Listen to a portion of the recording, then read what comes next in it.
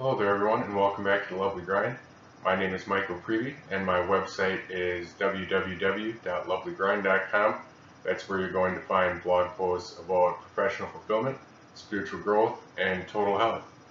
This current series of videos that I'm doing is about surviving prescription drug withdrawal. For those of you who are watching my videos for the first time, the prescription drug withdrawal that I went through in my mid-30s involved a withdrawal from the antidepressant Paxil, which is an SSRI, and the benzodiazepine Xanax. So those were prescribed to me when I was about 21 years old. I was in college, I was having panic attacks, I didn't know what was going on in my life. So rather than drop out of college, I went to a family doctor back home, and Paxil had just been approved for social anxiety disorder. It was all the rage at the time. I know my brother was put on it, I had cousins that were put on it, around the late 90s there, everyone was being put on things like Paxil. So I was put on it, and I pretty much accepted that the Paxil and the Xanax were part of my life for the next almost decade and a half. And then in my 30s, certain health problems and emotional problems caused me to start reevaluating things. I wanted to get off of the medicines. I didn't quite know how, so I kind of did it on my own. I did it not quite as textbook as I should have, but nevertheless I did it, and then I was surprised by severe withdrawal from the Paxil, and shortly thereafter, after a Xanax taper that lasted about a year to a year and a half, I had another withdrawal. And it's hard to say exactly where one ended and where one began as far as the two different drug withdrawals, but they both hit me very hard. They lasted for, a year and a half to a couple of years. But things did get better, and I did find some light at the end of the tunnel, and so I'm doing these videos to share some of that light with all of you. This current video that I'm doing today is about just latching onto the idea that you deserve a better life. People who are just starting the process of tapering these drugs or just starting the withdrawal process, they really are having a hard time often wrapping their head around the notion that they deserve a better life. A life that is free of frequent doctor's visits, a life that is free of always worrying about prescription refills, a life that is free of taper plans, a life that is free of medication side effects, a life that is free of withdrawal effects. Just a life where all this stuff is in the rear view and you can worry about things that you really care about. Your family, what you're going to do on the weekend, pursuing a professional life that's meaningful to you, exercise, spiritual growth, just enjoying a Saturday afternoon, just enjoying a morning with a cup of coffee and some light reading and not having to worry about all of these things that are related to doctors and medicines and withdrawal. You deserve that better life. Far too often, you aren't presented that picture of life when you go to medical professionals. A lot of people who are starting to withdraw from SSRIs or tranquilizers or other sorts of antidepressants, they go to the doctor and what is presented to them? Another medication. And they go to a psychiatrist and what is presented to them? Yet another medication. And it's an almost criminal carousel that these people are then riding for the next who knows how long until they finally accept the notion that they're suffering through some sort of withdrawal, that they can have a better life. But first they have to accept that notion that they deserve a better life. And I'm here to remind you that you do deserve a better life, one that is free of all those worries, one that is full of better health. So how do we get to that point? Well, first, you get determined. You start to define your situation. Oftentimes it takes a while to sort out that the body and mind are in fact going through withdrawal and not some sort of disease. When I stopped taking the Paxil and the Xanax, I was hit by so many bizarre physical and mental symptoms that it's hard to even remember them all. I had terrible back pains and stabbing pains in my thighs, terrible pains in my head pressures, and a sensation of my brain sloshing around in my skull. Just terrible headaches. I would wake up in the middle of the night with a ringing in my ears, and it would feel as if someone had punched me, while I was sleeping and woken me up. I had terrible insomnia, sweats, terrible appetite loss. I couldn't go to the bathroom normally for quite some time. I couldn't exercise. The fatigue was terrible, and slowly all those things improved.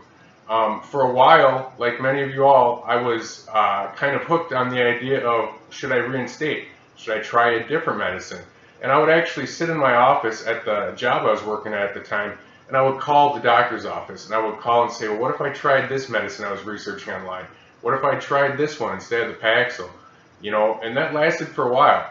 Some prescriptions, they faxed over to Walmart. I filled them up. I never tried them. Another one, I did try. I think that was Wellbutrin. Tried it for about a week. I got so anxious, I, finally just pushed it aside and said, listen, that's not the way forward. I deserve a life that's better than this. And that slowly, as I came to believe that built a determination in me. And then I had a determination and a plan to pursue total health instead of this half notion of life that was being presented to me. So what is total health? You know, I speak to many people who are going through withdrawal from antidepressants and tranquilizers, and I always preach to them a total health picture to recovery. So that's not just getting physically healthy, that's not just eliminating some of those body pains and those mental pains and eliminating some of the symptoms. It's about pursuing a whole life, an enjoyable life, a real life. So it's physical health, emotional health, spiritual health, and mental health. And really, those all kind of overlap in different ways, but they're all very important to the sort of life you truly want to live. What we want is not just a Band-Aid solution. We want a real solution. And for those of you out there who are going through withdrawal right now, know that you're already on your way to pursuing that real solution. Withdrawal is a painful wall, but it's just a wall. It can be climbed over, and then it's in your rear view for the rest of your life, rather than going through perhaps a lifelong process of, well, what if I try this medication or that medication, or accept the notion that I'm just somehow damaged and I need these prescriptions to get through life, or so forth. What you need is someone to tell you how strong you really are.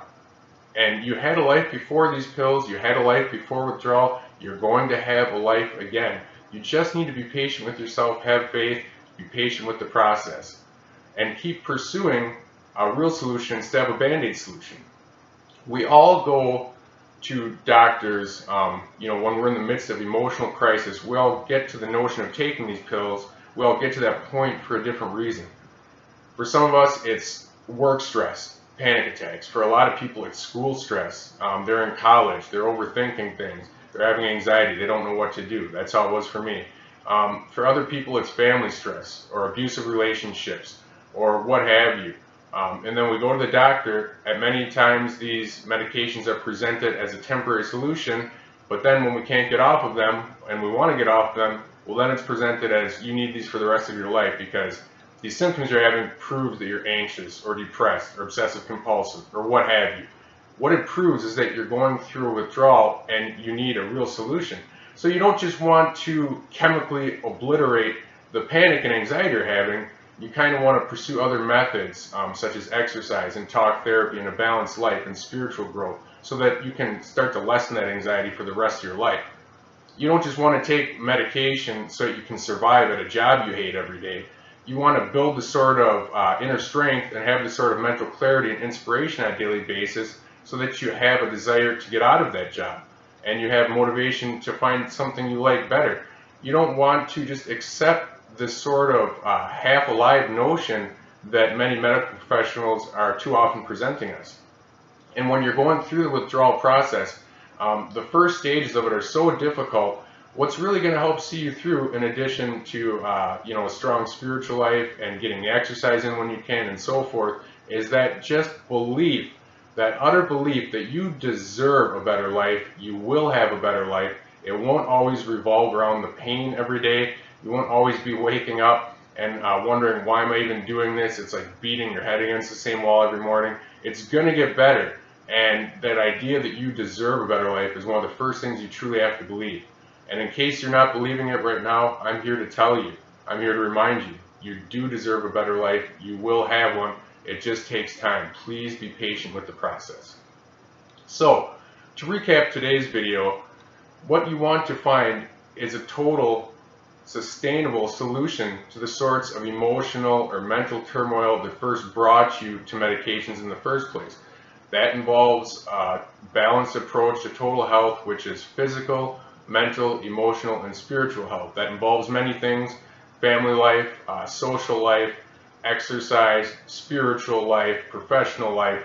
It's all these pieces of life that when you're going through panic attacks and depression, it seems overwhelming. And then when you're put on meds, you kind of get blunted to really making sense of a lot of things, and you don't really have the motivation you used to. And then you get off and you're overwhelmed by the withdrawal symptoms. But slowly you start putting your life back together and the pieces start falling into place, and it's going to happen for you. Just be patient. So accept the idea that you're going to have a full life once again, just like you had before, and it's probably going to be better than you can even imagine. Just be patient with yourself and have some faith.